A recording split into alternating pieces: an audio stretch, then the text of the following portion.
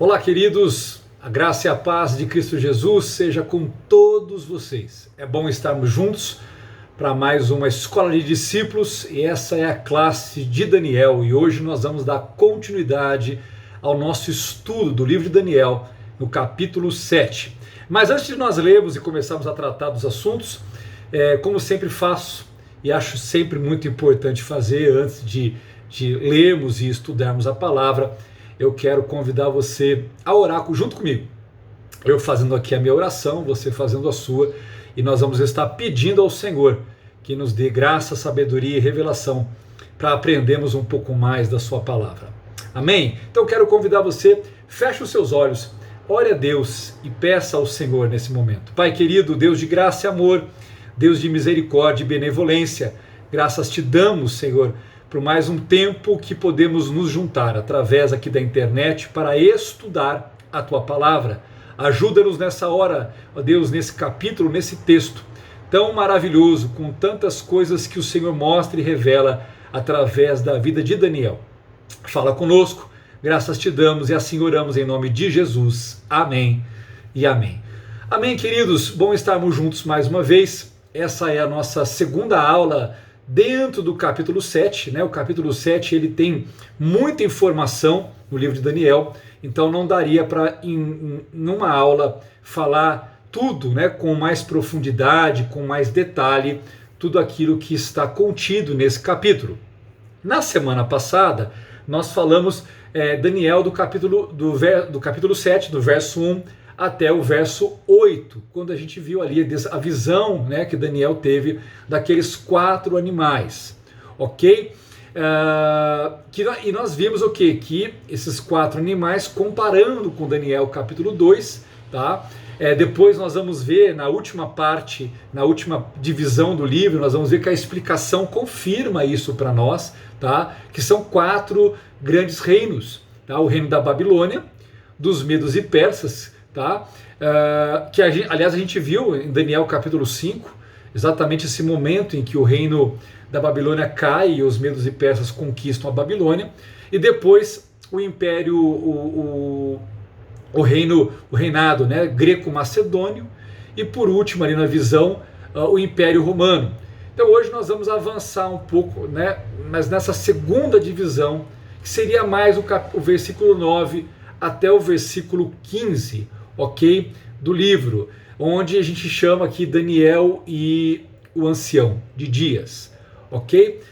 Importante, pegando aqui o versículo 7, deixa eu até deixar aqui aberto para mim na minha tela, quando, no final do versículo 8, quando Daniel descreve ali o quarto reino, né, que é aquele animal grande, terrível, com dentes ali de ferro, que despedaçava tudo, devorava suas vítimas, né? A gente vê que no finalzinho do versículo 8, ele fala, deixa eu só ler aqui, ele fala que tinha 10, final do versículo 7, tá? Perdão, que ele tinha 10 chifres, tá? Então esse animal todo diferente, que ele nunca tinha visto, que era muito aterrorizante, assustador, poderoso, com grandes dentes de ferro, que devorava, despedaçava suas vítimas, pisoteava sobre tudo. Ele tinha 10 chifres. E nós não chegamos a falar sobre esses 10 chifres na aula passada. Ok? Então, agora para a gente poder entender um pouco melhor, nós vamos trabalhar aquilo que está no versículo 8, quando fala aqui exatamente descrevendo essa questão do que ele vai ver. Porque o que o texto mostra? No versículo 8, diz assim: enquanto eu estava refletindo nos chifres, eu vi outro chifre, pequeno, que surgiu entre eles. Então ele estava tentando entender o que eram esses chifres, todos que ele estava vendo ali, tá? Então ele vê o surgimento de um pequeno chifre, ok? O que é interessante para a gente começar a interpretar essa questão, entender isso tudo, é que não aqui, mas em Daniel capítulo 2, quando você vai para Daniel capítulo 2, que é a visão da estátua, né, que também tem lá de ouro, de prata, de bronze, você vai ver que no final os pés, né, e os dedos dessa estátua, ele fala que elas são parte de ferro e parte de barro, tá? E exatamente essa descrição dos chifres aqui na visão dos animais tem a ver lá no capítulo 2 com a visão dos dedos do pé daquela imagem que Nabucodonosor então estava vendo, tá? E esses dedos então eles são reinos, tá? Assim como os chifres também representam reinos. E quando em Daniel 2 mostra que eles são em parte de barro, parte de ferro, o próprio texto explica que é um reino dividido, que é um reino que ele não tem a solidez, porque os 4 reinos que aparecem anteriormente, eles são sólidos na visão, né? Eles são sólidos na imagem, né? Na estátua e depois nos próprios animais que representam esses reinos, tá? Mas quando você vê a questão dos chifres, comparando com Daniel capítulo 2, você vai ver o quê? Que essa informação é importante a respeito desses reinos, porque esses reinos, olhando para Daniel capítulo 2, eles não são sólidos, eles são misturados, tá? E sempre há muita discussão sobre esses 10 chifres, né?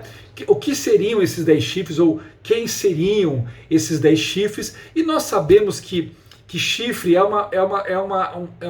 descreve ao mesmo tempo poder, mas também está ligado a reino, tá? A nação, a reino, em alguns casos até o chifre ele pode prefigurar a ideia de alguém com muita autoridade, tá? No livro de Apocalipse essas descrições elas aparecem com muito mais força, mas aqui você vê presente essas informações, tá?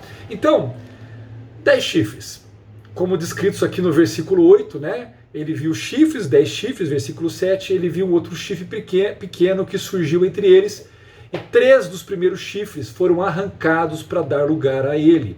Esse chifre possuía olhos como os olhos de um homem e uma boca que falava com arrogância, tá? Então, quem são? A discussão muitas vezes quem são esses 10 reinos, né? E há algumas linhas de interpretação. Uma das linhas de interpretação que eu cito aqui é que após a queda do Império Romano,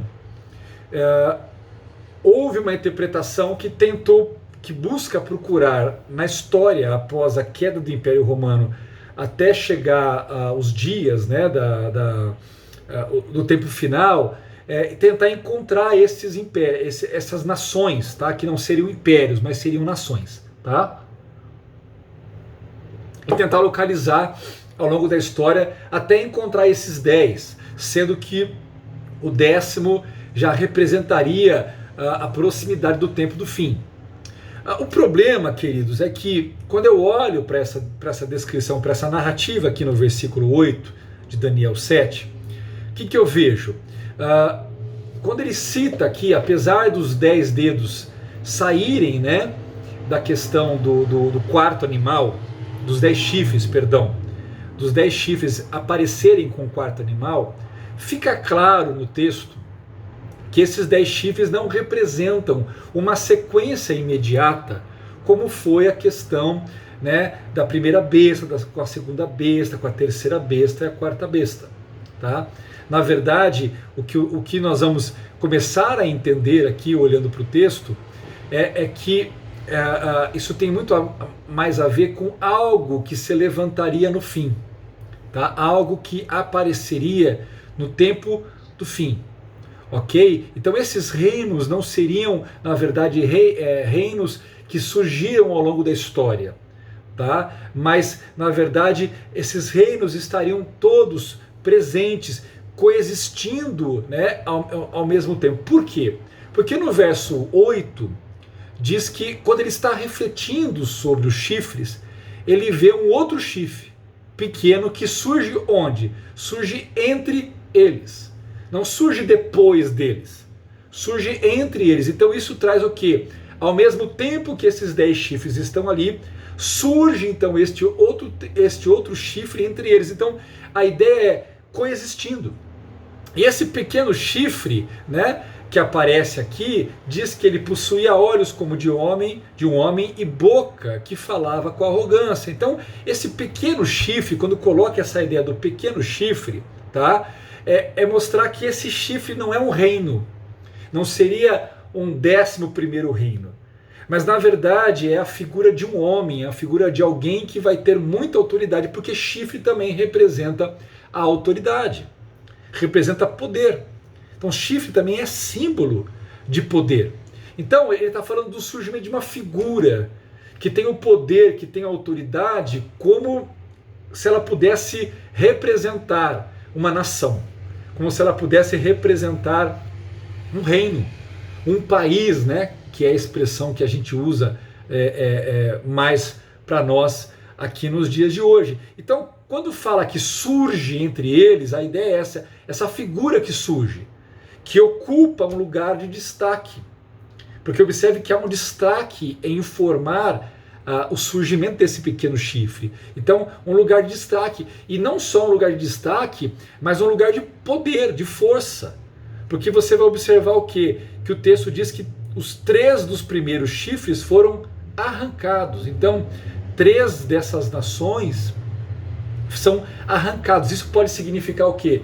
Isso pode significar que essas nações vão ser conquistadas, então pode significar que vai haver algum tipo de guerra, algum tipo de resistência a esse pequeno chifre, tá? Onde eles vão ser derrotados, serão talvez absorvidos, talvez conquistados. Mas o fato quando diz que eles foram arrancados para dar lugar a ele, a ideia é que eles deixam de existir. Então tentem imaginar nações que vão deixar de existir. Elas podem deixar de existir por uma coalizão, tá? Como por exemplo era na Bíblia o reino dos medos e persas, né? Eles eram uma coalizão entre os medos e os persas.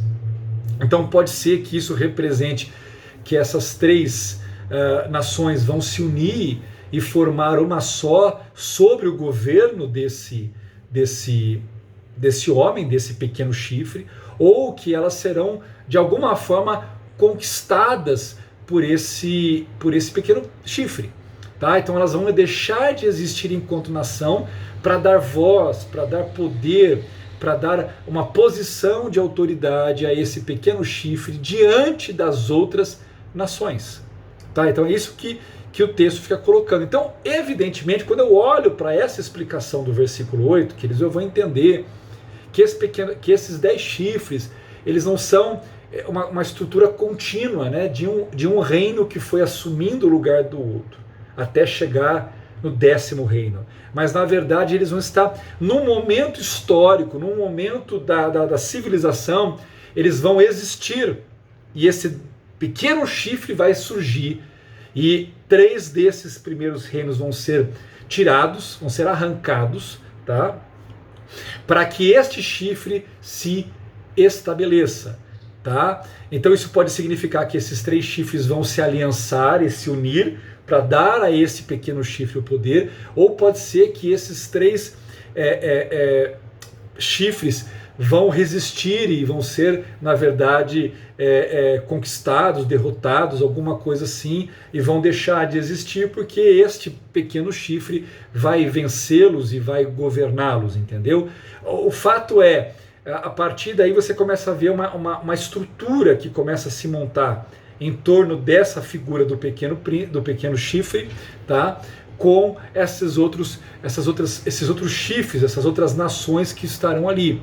Ok? Então isso fica evidente o quê? Que nós não estamos falando de uma continuidade histórica, mas de uma coexistência num determinado momento. E que nós entendemos pelo texto que é sobre o tempo do fim.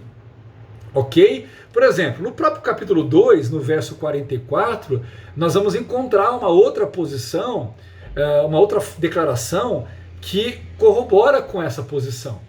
Se você pegar aqui o capítulo 2, verso 44, fala assim: mas nos dias desses reis, que está falando, na verdade, ali dos 10 dedos. Tá? Então fala, mas nos dias destes reis, o Deus do céu levantará um reino que jamais será destruído. Então observe que o texto do capítulo 2, do verso 44, é claro que ali o enfoque do versículo é dizer deste reino, que nós sabemos que é o reino de Cristo, que virá e não passará, que não será destruído, como todos os outros, tanto na visão da imagem, quanto na visão dos animais. Tanto que na visão da imagem, no capítulo 2, existe aquela pedra que não foi cortada por mãos humanas, que ela vai bater onde? Ela bate nos pés. E ela derruba ali toda aquela... Ela destrói os pés e destrói toda a imagem, mostrando que vai chegar um tempo de um governo que ele vai se colocar, se sobrepor, e ele vai ser superior a todos os tipos de governos e reinados e impérios e reis e governantes que existiram ao longo da história. É o reescrever da história, de uma história agora que será a partir do governo dessa pedra angular, de Cristo Jesus, o nosso Senhor. Então, quando eu olho o verso 44, ainda que ele aponte para esse reino, ele traz uma informação interessante, porque ele fala nos dias desses reis, ou seja, quando esses reis estiverem existindo e corroborando conjuntamente para esse governo do pequeno chifre, o Senhor levantará um reino que não passará. Ok? Isso nos leva a uma segunda pergunta que as pessoas falam, né? A primeira pergunta sempre é: o que são os 10 chifres? E depois, obviamente, o que são esses 10? Quem são esses 10 reinos, né? E aí, queridos, nós não vamos encontrar também uma resposta única. Há muita discussão sobre isso, tá? Existem alguns que vão interpretar esses 10 reinos e vão dizer que essa visão que Daniel está tendo, esses 10 reinos que vão existir, até por conta do surgimento, né, que eles estão ligados eles aparecem na visão do animal aterrorizador que é o Império Romano. Então eles estariam ligados exatamente o que? Aos países europeus, porque o Império Romano, ele literalmente, ele quase que ocupou toda a Europa, né?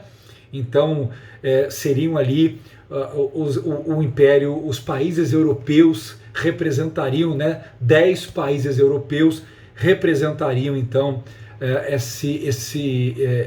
essa retomada, esse novo Império Romano que se levantaria na figura desses 10 países, né? Porque geograficamente eles estão na região onde o Império Romano de fato existiu. Alguns até vão trazer essa questão da própria ONU, dizendo que a ONU vai ser o instrumento por onde o anticristo vai estender o seu poder, até de fato ele assumir o poder como o grande né, soberano e governante deste mundo novo, dessa nova ordem mundial que vai se estabelecer. Porém, isso não é unânime, ok? Existe, por exemplo, uma outra linha, uma outra interpretação que não vai trazer isso para os países europeus, mas vai trazer isso para os países que pertencem ali ao Oriente Médio, que estão ali em volta de Israel, não só no Oriente Médio, mas também na vizinhança ali, naquela região do Oriente Médio. Então, esses países não teriam nada a ver com os países europeus, mas seriam nações que estão ali em volta, tá? Como as nações árabes, como a questão do próprio Egito, Síria e outros países que iriam compor, tá? Países que hoje eles estão dentro todos de um domínio islâmico, tá? Então essa interpretação ela vai trazer muito mais essa ligação, por outro lado, né, com países da região do Oriente Médio, da região ali em volta do Oriente Médio, países que hoje eles estão totalmente levados ali pelo governo, né, pelo governo islâmico, né, países islâmicos que estão ali. E se você olhar hoje né, em volta de Israel, basicamente o que você tem são países islâmicos ali. Israel é a única democracia que existe em toda aquela região, não apenas no Oriente Médio, mas até estendendo um pouco, né, a amplitude da área ali, você vai ver exatamente isso. Países que têm uma forma de governo islâmica, alguns países com o governo islâmico mais radical, né, e outros países com uma visão do islamismo um pouco mais liberal, mas todos debaixo exatamente desse governo islâmico. Então existe também essa leitura, isso não teria nenhuma ligação com os países europeus, tá? Seria uma coisa muito mais focada naquela região. E aí quando se contesta, fala, mas pastor, esses países saem do Império Romano, mas nós não podemos esquecer, queridos, que o Império Romano não ficou só na Europa. O Império Romano ele ficou em todo o norte da África e ele avançou em toda aquela região do Oriente Médio ali e nas redondezas. Então você tem ali mais de 10 países que facilmente poderiam fazer parte desta palavra, dessa visão, né, dessa profecia que Daniel está tendo, né, na visão. Caberia perfeitamente, nós não precisaríamos correr para países europeus, mas nós teríamos nações naquela região oriental do planeta, tá? Que estariam ligadas ao antigo Império Romano, na questão geográfica, e que poderiam de fato até fazer parte agora dessa visão, como esses 10 reinos, e dali o surgimento do anticristo aconteceria. Até porque aqueles que defendem, existem aqueles que defendem muito mais essa visão, que é ligada muito fortemente ao islamismo, afirmam claramente que o anticristo, na verdade, é o Mahdi, né? O Mahdi é o Messias previsto no islamismo, então seria o Mahdi. Tá? Então o Mahdi do islamismo seria o anticristo, né, que nós encontramos aqui descritos na Bíblia, tá? E que a igreja tanto coloca, né, que aquele que vai se levantar em perseguição àqueles que creem em Cristo Jesus, ok? O fato pode ser uma, pode ser outra, pode até ser alguma outra interpretação. O que é importante você entender? Que serão 10 nações. Essas nações não são nações históricas, no sentido de elas já existem, não, elas estarão todas presentes, existindo naquele momento em que a visão de Daniel vai se cumprir, porque Daniel está tendo uma visão lá de trás, vendo um futuro, e o Senhor está mostrando nessa visão as coisas que vão acontecer. Tá? O que é importante a gente ressaltar? Sejam quais forem as nações, né, é através dessas 10 nações que vai ter esse movimento onde o pequeno chifre vai aparecer. E fica muito claro no texto que esse pequeno chifre, ele traz claramente a figura de um homem que vai ter grande poder, grande autoridade, tá? E o texto diz que ele falava com insolência. E essa é a descrição que nós encontramos do próprio anticristo, né? O que eu acho muito tremendo, irmãos, porque se você imaginar que Deus está mostrando, permitindo Daniel contemplar o tempo final, e permitindo Daniel ver essas coisas e poder descrevê-las, tá? E muito do que ele fala aqui nesse texto que nós estamos lendo, vocês vão ver, como no caso aqui do pequeno chifre, né? Desse que fala, que tem olhos como de homem, uma boca que fala com arrogância, você vai ver que essa descrição bate muito com a descrição que Paulo trouxe e que João trouxe sobre a figura do anticristo. Por exemplo, se você depois abrir a sua Bíblia na segunda carta de Paulo aos Tessalonicenses, no capítulo 2, o versículo 3 e 4 diz assim: ninguém de modo algum vos engane, porque o dia não chegará sem que venha primeiro a apostasia e seja revelado o homem da iniquidade. Então, Paulo está dizendo, olha, o dia não chegará, ou seja, o dia do Senhor não chegará, tá? Ou seja, ele está falando sobre a volta de Cristo, não acontecerá sem que primeiro venha o tempo de apostasia. A apostasia é você retroceder da posição em que você estava, isso tem a ver com fé. Então, um tempo de apostasia que vai acontecer, onde muitas pessoas, tá, que professam a fé cristã, então observe que o texto não está falando de gente que não está nem com a hora com nada, né, que se professa qualquer outra coisa, mas com pessoas que dizem, né, professar a fé cristã, vai haver uma grande apostasia e vai ser revelado o homem da iniquidade, o filho da perdição. E aí olha que interessante que Paulo fala assim, aquele que se opõe e se levanta contra tudo que chama Deus ou é objeto de adoração, de sorte que se assenta no santuário de Deus, ostentando-se como Deus. Então a gente vê na descrição lá do versículo 8, né, da arrogância do pequeno chifre, e a gente vê exatamente essa arrogância, né, ostentando-se como Deus, é uma arrogância. Então você vê como Paulo descreveu essa figura, e depois em Apocalipse 13, no versículo 5 e 6, nós vemos João trazendo também uma informação que soma com o que nós já estamos falando. Ele fala assim, a besta, né, ou seja, ao anticristo foi dada uma boca para falar palavras arrogantes e blasfemas, e foi-lhe dada autoridade para agir durante 42 meses. Ele abriu a boca para blasfemar contra Deus e amaldiçoar o seu nome e o seu tabernáculo, os que habitam no céu. Então, olha que interessante, porque a descrição de João, ela também vem de encontro exatamente, né, com Daniel 7, verso 8, com 2 Tessalonicenses 2, versículo 3 e versículo 4. Então, claramente nós estamos vendo a descrição em momentos diferentes, mas falando exatamente sobre a mesma coisa que Daniel viu lá atrás. Ponto importante, nós não chegamos em Daniel capítulo 8, mas em Daniel capítulo 8, no versículo 9, fala ali sobre um pequeno chifre. E às vezes as pessoas confundem o pequeno chifre de Daniel 7,8 com o pequeno chifre de Daniel 8,9. Só que em Daniel 8,9 é outro pequeno chifre que não tem nada a ver com a questão do anticristo.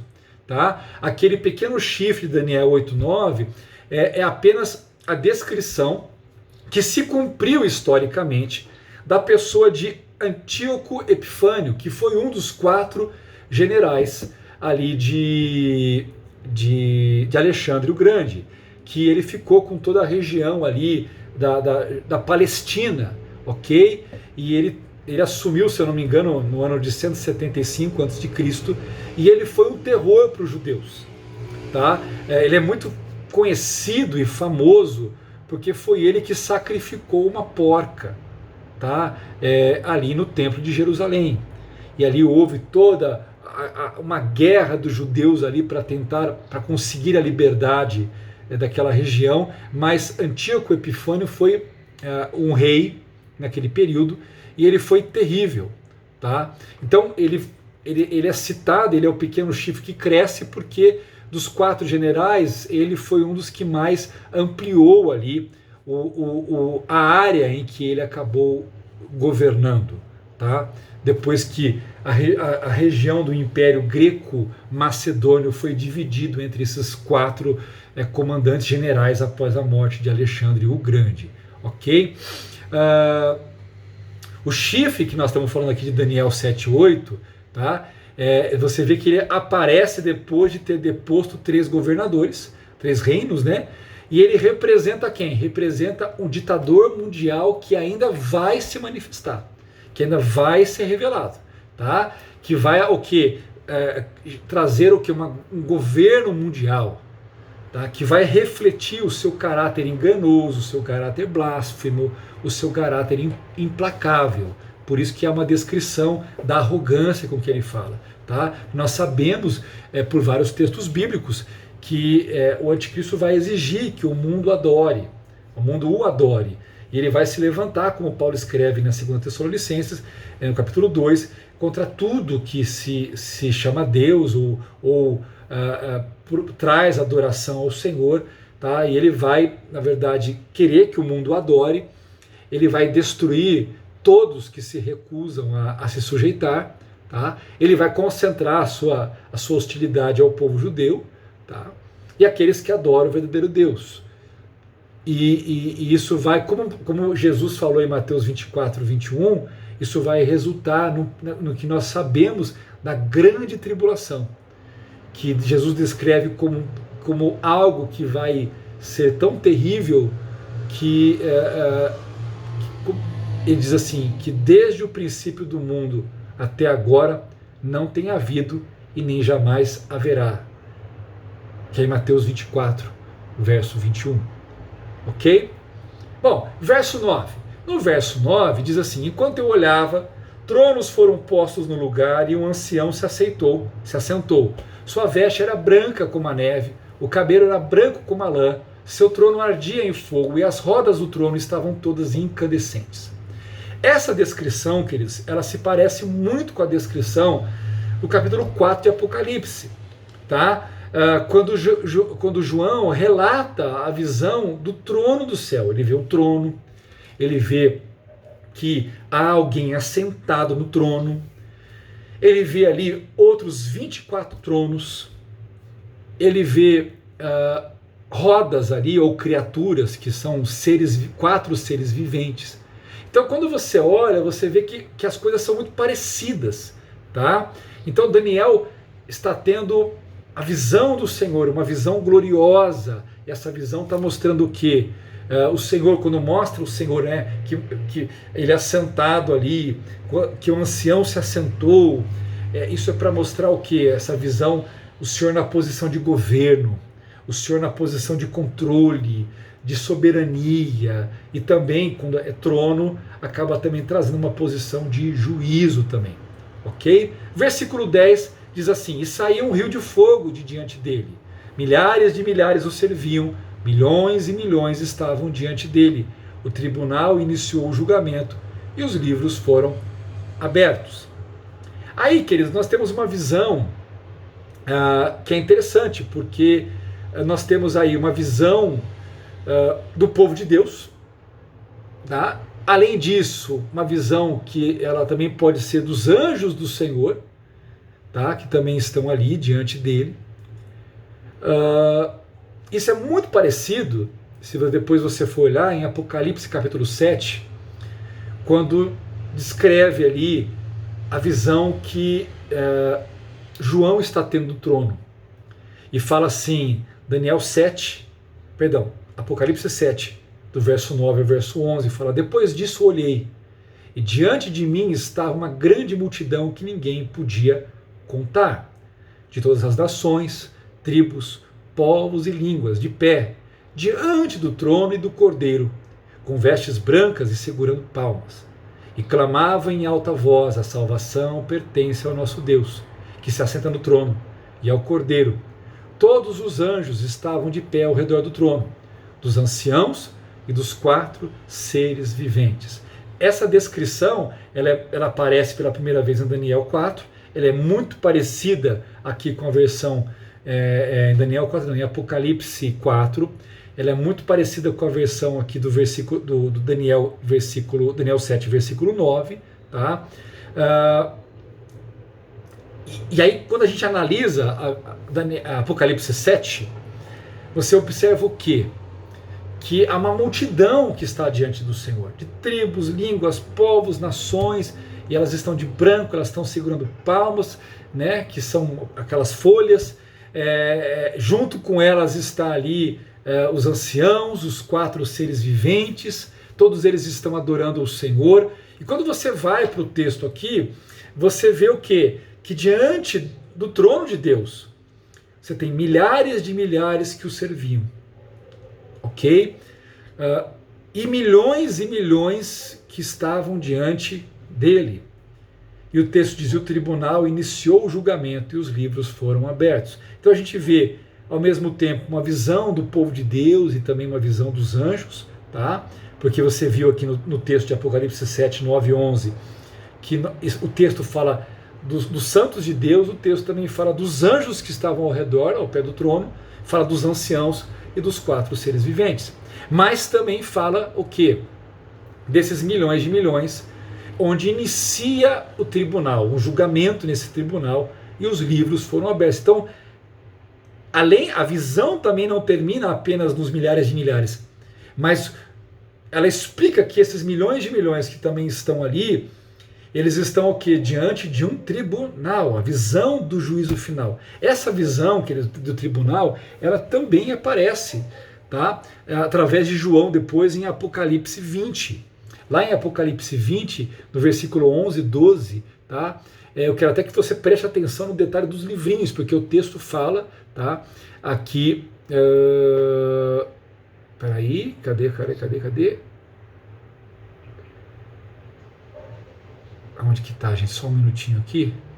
No versículo 10. O tribunal iniciou o julgamento e os livros foram abertos. Os livros, tá? Então, olha que interessante. Preste atenção agora à leitura de Apocalipse 20, versículo 11 e 12. Fala assim: vi um grande trono branco, e o que estava assentado sobre ele, de cuja presença fugiu a terra e o céu, e não se achou lugar para eles. E vi os mortos, grandes e pequenos, que estavam diante do trono, e abriram-se os livros. Olha como você encontra isso lá em Daniel 7:10, e você encontra João tendo uma visão muito clara. Depois fala, abriram-se os livros, e abriu-se outro livro, que é o da vida. E os mortos foram julgados pelas coisas que estavam escritas nos livros, segundo as suas obras. Por quê? Porque no livro da vida só aparece os méritos de Jesus. Por isso que aquele que tem o seu nome no livro da vida não passa pelo juízo final. E é por isso que aqui no texto, o texto mostra, tanto na visão de Daniel, quanto na visão de João, que as pessoas que estão ali, que as suas obras estão nos livros e não no livro da vida, mostra que essas pessoas, na verdade, elas estão sofrendo um julgamento, que nós chamamos do julgamento do trono branco, que é o julgamento final, o juízo final, que não é um tribunal para ver quem vai ser salvo ou não.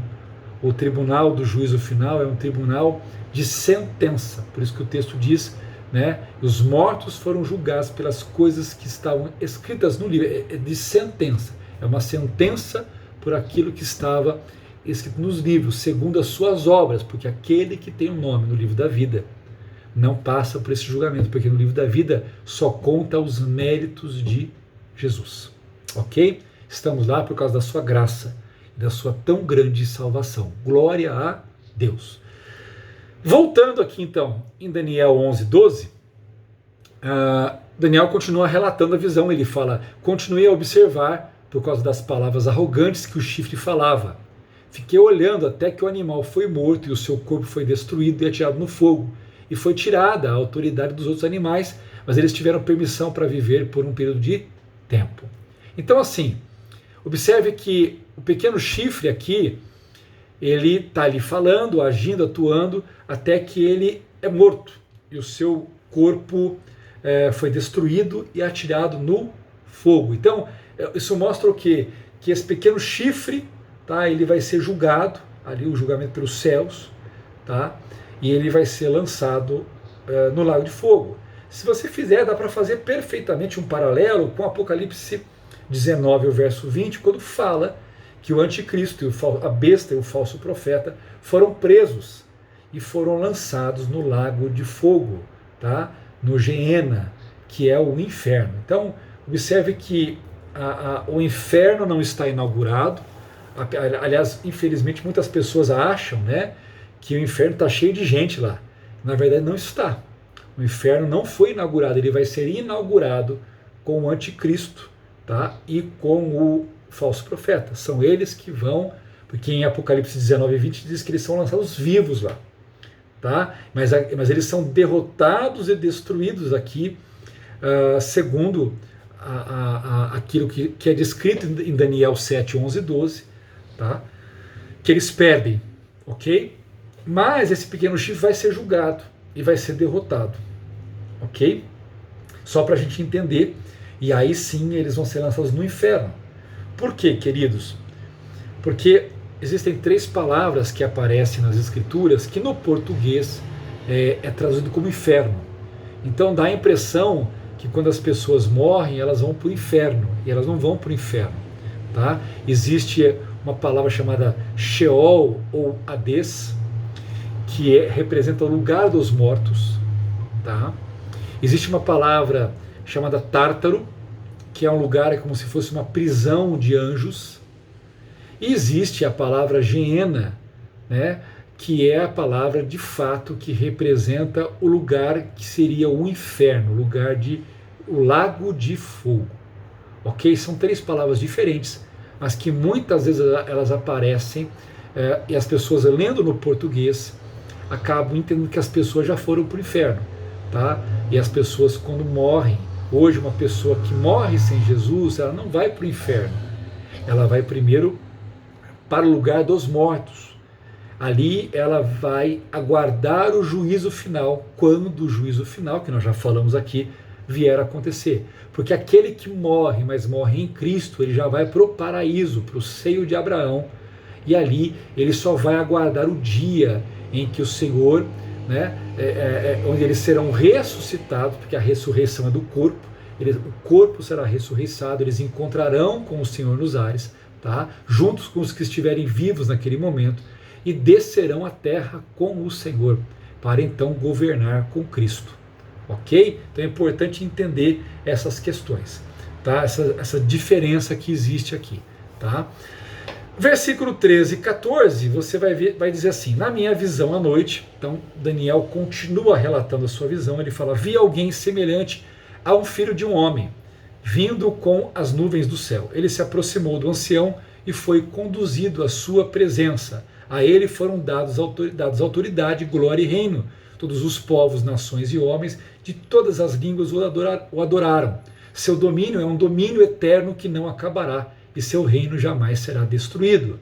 Tá? Isso está aqui em Daniel 7, versículo 13 e versículo 14. E esse texto, a visão que ele tem aqui, é a visão do governo de Cristo sobre a terra. Visão essa que aparece lá em Daniel, também é descrita em Daniel, que é a pedra que não foi cortada por mãos humanas, que representa esse reino que virá. E aqui, mais uma vez, essa figura do reino, ela aparece. Tá? Observe que ele fala: havia alguém semelhante a um filho de um homem. Então você vai encontrar, Jesus usou muito essa expressão filho do homem. Tá? Aqui a descrição vindo do céu significa alguém que ao mesmo tempo que tem a natureza humana, mas alguém que de fato não é que veio daqui, alguém que veio dos céus, porque tem sobre ela uma natureza divina. E o texto diz: ele se aproximou do ancião e foi conduzido à sua presença. Isso, queridos, é Apocalipse capítulo 5, que é quando João vê o Cristo diante do trono.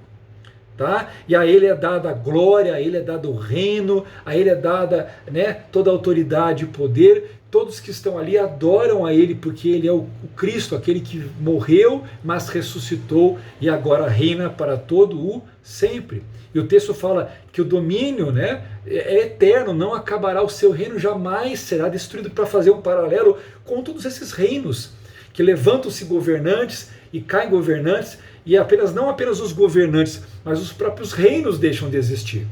Ok? Então isso é claramente, se você olhar, você vai encontrar, depois leia com calma, vá lá em Apocalipse 5, leia Apocalipse 5, porque é fantástico. Você vê o paralelo, você vê João, e aqui é importante entender, Daniel ele está tendo uma visão do futuro. João ele foi arrebatado em espírito, João está presenciando essas coisas. Ok? Então, por isso que quando João descreve com detalhes muito mais profundos, porque a visão ela é algo que não é tão claro, mas João está ali em espírito presente, vendo, acompanhando todas essas coisas. E é por isso, queridos, que quando então chega no versículo 15, tá? Diz assim: eu, Daniel, fiquei agitado em meu espírito, e as visões que passaram pela minha mente me aterrorizaram. Tenta imaginar, queridos, um homem de milênios atrás, vendo coisas, vendo o fim, o tempo final. Tente imaginar, eu não sei como ele viu, mas tente imaginar ele com a mente de um homem de tantos e tantos, mais de 2.000 anos atrás, 2.700 anos atrás, ou menos, acho. Mais ou menos isso, gente. E esse homem agora, ele está vendo coisas a respeito do fim, ele tendo visões, né? Vendo pessoas, nações, coisas que nem existiram. Talvez pessoas com caras, vestimentas, talvez vendo, né, a visão de cidades, de reinos que não há nada parecido com o que ele chegou a contemplar no seu tempo. Tenta imaginar ele vendo o trono de Deus, ele vendo todas essas coisas sendo apresentadas. Gente, não é qualquer coisa. Ao final disso, a pessoa fica meio, né, perturbada, né, aterrorizada por estar vendo isso, né, por estar contemplando tudo isso. Então, Daniel está totalmente abalado pelas revelações.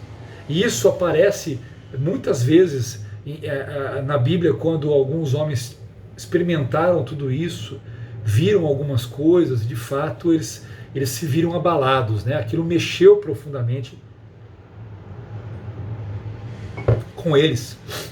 Tente apenas imaginar se Deus te contemplasse, permitisse você ver hoje algo que iria acontecer, né? Talvez não no mundo, mas talvez no país.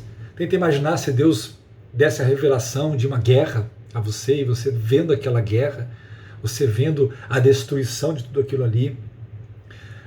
Não tem como, né? Aquilo vai trazer um grande abatimento, vai trazer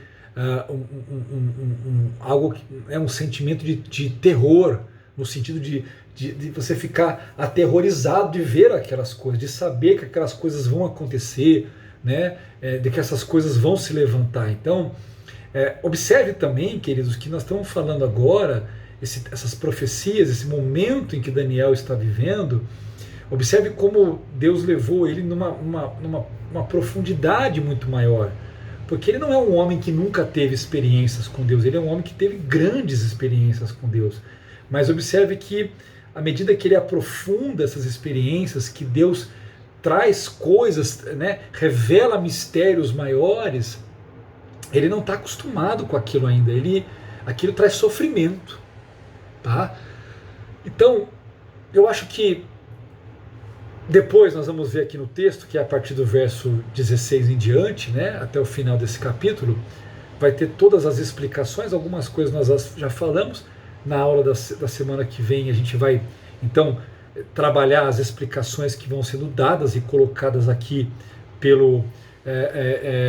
por um dos anciãos que responde para Daniel. Mas, gente, para a gente fechar aqui nossa aula, o que eu quero que você veja, olha que tremendo, né? Olha que tremendo o que Deus trouxe, o que Deus revelou, o que Deus mostrou a Daniel, né? E por conta dessa intimidade de Daniel com o Senhor. E eu queria deixar isso como um incentivo. Não estou dizendo que Deus vai trazer revelações iguais, mas quando nós buscamos essa intimidade com o Senhor e caminhamos com o Senhor, sempre há aquilo que o Senhor deseja revelar a nós, dar um entendimento a nós, né? Nos permitir crescer, nos permitir contemplar coisas que talvez nós nunca tenhamos contemplado antes. Então eu queria desafiar você, busque a Deus, busque o Senhor, busque intimidade com o Senhor, porque eu creio verdadeiramente que Deus tem muito mais para mim e para você, como Ele com certeza teve sobre a vida de Daniel e através da vida de Daniel. Amém, queridos? Espero que você tenha sido abençoado com essa aula. Deus abençoe ricamente a sua vida. Fica na graça e na paz de Cristo Jesus. Vamos orar? Pai, muito obrigado por essa aula, por esse tempo, por podermos aprender e ver como a Tua palavra está toda conectada, Senhor. conectada. O Senhor usou Paulo, o Senhor usou João, o Senhor usou, ó Deus, Daniel, assim como Isaías, e em vários trechos das Escrituras o Senhor deu a estes homens visão, sabedoria, discernimento, e eles trouxeram, Senhor, palavras, eles trouxeram, Senhor, revelação da parte do Senhor, e nós podemos ver como o Senhor, em momentos tão diferentes da história, usou e levantou estes homens, essas pessoas, para fazer uma grande diferença, para trazer a cada um de nós uma palavra de alerta, uma palavra relevante, uma palavra que mostra o teu senhorio, o teu governo, a tua glória sobre todas as coisas. Pai, continua a trabalhar na vida dos meus irmãos, para que eles possam continuar avançando diante do Senhor e vivendo cada vez mais uma vida santa, reta e digna para a tua glória e para o teu louvor. Essa é a minha oração e a faço em nome de Jesus. Amém e amém. Deus abençoe sua vida, uma excelente semana. Fique na graça e fique na paz de Cristo Jesus, o nosso Senhor. Amém?